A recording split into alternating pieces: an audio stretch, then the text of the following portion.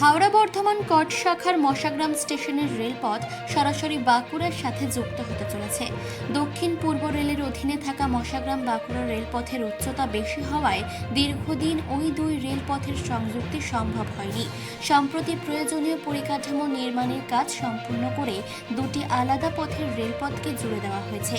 পূর্ব রেলের কট শাখার রেল লাইনের সঙ্গে সিগন্যালিং এবং অন্যান্য ব্যবস্থার প্রয়োজনীয় সংযুক্তি এবং সমন্বয় গড়ে তুলতে মশাগ্রাম স্টেশনের ইন্টারলকিংয়ের কাজ শুরু করা হলো। আর যার ফলে বৃহস্পতিবার থেকে আগামী 17 নভেম্বর এই কাজের জন্য পূর্ব রেলের কর্ড এবং মেইন শাখার দৈনিক 60টির কাছাকাছি রেল বাতিল করা হয়েছে। একই সঙ্গে দূরপাল্লার একাধিক ট্রেনও বাতিল করা হয়েছে। তবে বেশ কিছু ট্রেনকে অন্য পথে ঘুরিয়ে চালানো হচ্ছে। পূর্ব রেল সূত্রে খবর, হাওড়া থেকে দূরপাল্লার বহু ট্রেন মেন শাখা থেকে ঘুরিয়ে দেওয়ার কারণে ওই শাখাগুলিতে বহু লোকাল ট্রেন ওই কয়েকদিন বাতিল থাকবে। ইন্টারলকিংয়ের কাজ চলাকালীন প্রায় 200টি ট্রেন বাতিল থাকবে। এই কাজের জন্য যে সমস্ত ট্রেনগুলিকে বাতিল করা হয়েছে সেগুলি হলো শান্তিনিকেতন এক্সপ্রেস, কবিগুরু এক্সপ্রেস, শহীদ এক্সপ্রেস, শিয়ালদা রামপুরহাট মা তারা এক্সপ্রেস, শিয়ালদা আসানসোল ইন্টারসিটি এবং গণদেবতা এক্সপ্রেস। এছাড়াও Sealdah Suri intercity memo train বাতিল করা হয়েছে ওই সময়।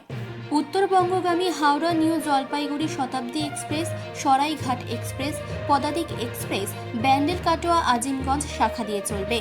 এদিকে প্রচুর ট্রেন বাতিল হওয়ার কারণে মহা সমস্যার মুখোমুখি হতে হচ্ছে সাধারণ মানুষদের। তবে রেলের তরফ থেকে জানানো হয়েছে যে কাজ সম্পূর্ণ হলে হাওড়া থেকে কট শাখা হয়ে বাঁকুড়া, বিষ্ণুপুর, পুরুলিয়া যাওয়ার পথ খুলে যাবে। সেক্ষেত্রে ট্রেনের যাত্রীরা জানান, সাময়িকভাবে সমস্যা হলেও দীর্ঘদিনের জন্য ভালো ফল লাভ হবে ট্রেন যাত্রীদের।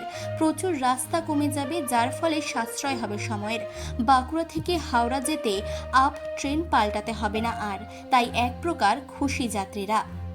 বাঁকুড়া লাইন আছে যেটা বাঁকুড়া থেকে মশাগ্রাম হাওড়া যাচ্ছে, সেটা সংযোজনের জন্য হচ্ছে। এর উপলক্ষে কাজ বন্ধ আছে, এটা 2-3 দিনের জন্য বন্ধ আছে, কিন্তু সমস্ত মানুষের জন্য সারা জীবনের জন্য খুব ভালো হবে। বাঁকুড়ার লোকাল নদীর ওই পারের লোক ওই পারে আসতে ওদের যাতায়াতের একটা ভালো সুবিধা হয়ে গেল। যেটা আগে বর্ধমান থেকে ঘুরে ওদের কারে কলকাতা যেতে হতো, সেটা এখন এই শর্ট টাইম দিয়ে ওরা যেতে পারছে। এই যে রুট, একটা মানুষ যদি কলকাতা যেতে টাইমটা সারাদিন লেগে যেত, কাজ করবে হচ্ছে, এটাই সুবিধা, তাদের অনেক সুবিধা হবে। আর ট্রেন ধরার জন্য কি আলাদা করে নতুন করে ট্রেন পাল্টাতে হবে? না, মনে হচ্ছে আর পাল্টাতে হবে না, ওদের একই ট্রেনে চলে যাবে, তাতে করে অনেকটা সুবিধা হবে, আরও সুবিধা হবে। ভালো হলো, ওদের সবার কাজই ভালো হলো। চিফ এডিটর জিতেন সরকারের রিপোর্ট, চেতনা বার্তা। জেগে থাকে, জাগিয়ে রাখে।